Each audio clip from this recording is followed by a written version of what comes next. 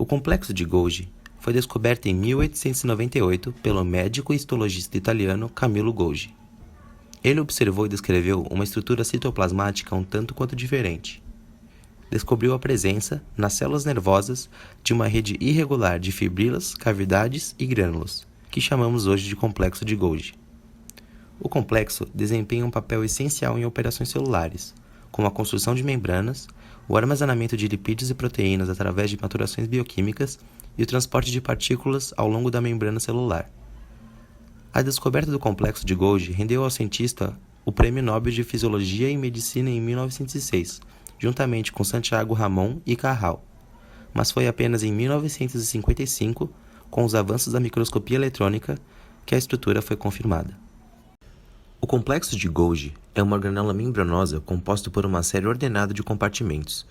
Ele é encontrado em células vegetais e animais e possui duas faces, uma voltada para o núcleo, onde recebe vesículas do retículo endoplasmático chamada de face cis, e há a face trans, que está voltada para a membrana plasmática, de onde exporta as vesículas já maturadas e prontas, podendo formar endossomos, lisossomos e corpos multivesiculares. Lembrando que este transporte de vesículas é bem específico. Entre essas faces, há uma série de cisternas, chamadas cis, medial e trans, e as vesículas que contêm as proteínas e lipídios sintetizados no retículo endoplasmático são modificados em estágios sucessivos, passando de cisterna em cisterna, se maturando através de enzimas que se encontram na membrana ou lume do complexo, sendo que cada cisterna abriga enzimas específicas. Por exemplo, na rede cis ocorre a fosforilação de oligosacarídeos em proteínas lisossomais, enquanto que na trans são sulfatadas recebendo um grupo fosfato. Vamos entender melhor como funcionam esses processos e mais alguns? As células sintetizam um grande número de diferentes macromoléculas. O complexo de Golgi é parte integrante na modificação, classificação e empacotamento dessas macromoléculas para que possam ser devidamente secretadas, num processo conhecido como exocitose, ou então para que sejam usados dentro da célula. Ele modifica principalmente proteínas vindas do retículo endoplasmático e também está envolvido no transporte de lipídios pela célula e na formação de lisossomos. Dessa forma, o complexo de Golgi pode ser comparado a uma central de correios, no qual os pacotes, vulgo vesículas, são maturados e enviados a diferentes destinos no interior da célula. As enzimas das cisternas são capazes de modificar as proteínas de diferentes formas. Para realizar esta tarefa, o complexo de Golgi importa substâncias tais como açúcares de nucleotídeos a partir do citosol. Essas modificações podem também formar uma sequência de sinal que determina o destino final da proteína.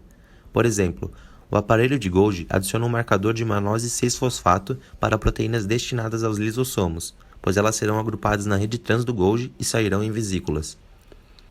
No aparato de Golgi ocorre também a glicosilação N e O ligada, que é a modificação de oligosacarídeos adicionados a proteínas e lipídios, onde a diferença está no grupo amino terminal. No N está a aspargina, enquanto no O se encontra a treonina. E na cisterna trans há a sulfatação, que, como o nome diz, recebem sulfato chegando para a face trans e formam grandes vesículas de secreção.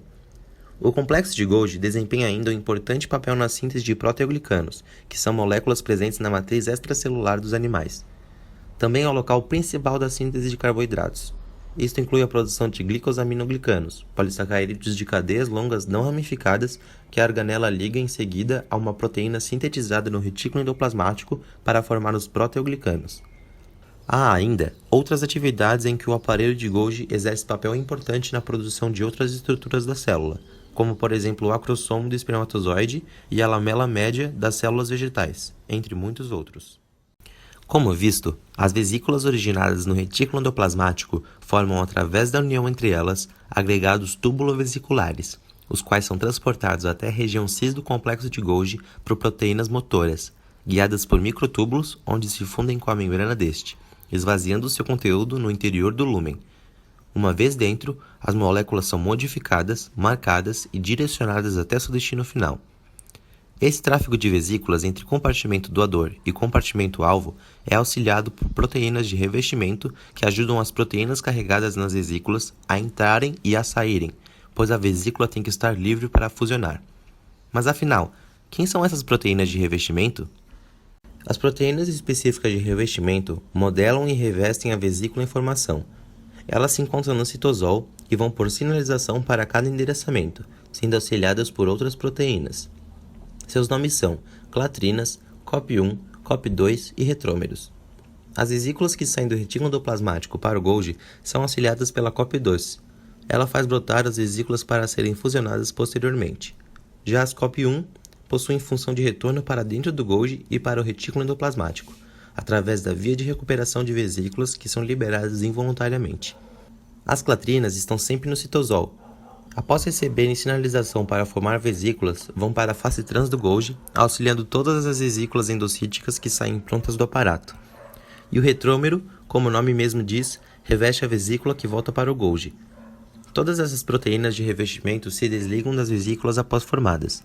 Lembrando que há ainda a dinamina, que é uma proteína que auxilia na separação da vesícula, como se a estrangulasse, mas não é uma proteína de revestimento. Retomando então, as clatrinas e as COP2 fazem parte da via de progresso, enquanto os retrômeros e as COP1 fazem parte da via de retrocesso. Mas como as vesículas chegam e são fusionadas? Para isso, existem as proteínas Rabs e SNERs. As proteínas Rabs auxiliam na aproximação e ancoram a vesícula aos locais específicos da membrana-alvo, enquanto que as proteínas SNERs medeiam a fusão das bicamadas dos dois compartimentos, e elas se entrelaçam, girando entre si até se encaixarem.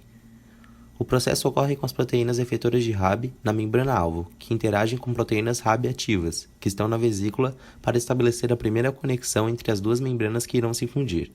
Em seguida, as proteínas SNER nas duas membranas se pareiam, ancorando a vesícula à membrana-alvo e catalisando a fusão das duas bicamadas lipídicas sobrepostas. Durante a ancoragem e fusão, uma Rab-GAP induz a proteína Rab a hidrolisar seu GTP ligado ao GDP, levando a Rab a se dissociar da membrana e retomar ao citosol como Rab-GDP, onde é ligado a uma proteína GDI que mantém a Rab solúvel e inativa, sendo que cada compartimento celular possui Rabs específicas. E lembrando que as Rab-GDP são inativas e solúveis no citosol, enquanto que as Rabs-GTP são ativas e estão inseridas na membrana plasmática ou na membrana de uma vesícula ou organela. E a fusão das membranas ocorre pela ação das SNERs, que são de dois tipos, a T-SNER, que é do compartimento-alvo, e a V-SNER, presente na vesícula. Esse conjunto faz com que somente membranas com alta afinidade se fusionem, uma vez que as membranas já estão marcadas com as Rabs específicas. As SNERs fusionam como um guincho, aproximando as membranas e usando a energia do entrelaçamento para expulsar as moléculas de água. Após isso, o complexo SNER deve ser dissociado para disponibilizar novas fusões. Isso é feito pelas NSF. Elas são proteínas acessórias e se ligam ao complexo SNER, hidrolisando ATP e desfazendo a interação entrelaçada helicoidal entre V-SNER e T-SNER, evitando que as membranas fusionem-se indiscriminadamente, mas somente no momento de nova entrega de carga. Relembrando então que o efetor de Rab na membrana-alvo interage com a sua Rab-GTP na vesícula. A SNER nas duas membranas, V-SNER e T-SNER, fusionam as duas membranas liberando as proteínas cargo. Existem dois tipos de fusão de vesículas, a heterotípica e a homotípica. A heterotípica é a fusão entre membranas de diferentes origens, como por exemplo, vesículas partindo do retículo endoplasmático rugoso e fusionando a rede cis do complexo de Golgi. Lembrando que as vesículas contendo as proteínas cargo movem-se ao longo dos microtúbulos para atingirem seu destino final. E a homotípica, que é a fusão entre vesículas que saíram de um mesmo compartimento, como por exemplo o retículo endoplasmático, formando agrupamentos tubulares de vesículas. E como as moléculas são mandadas para o meio extracelular? Há duas vias de secreção, a constitutiva e a regulada. Na constitutiva, as moléculas são liberadas imediatamente após sua síntese, como por exemplo a liberação de colágeno pelos fibroblastos.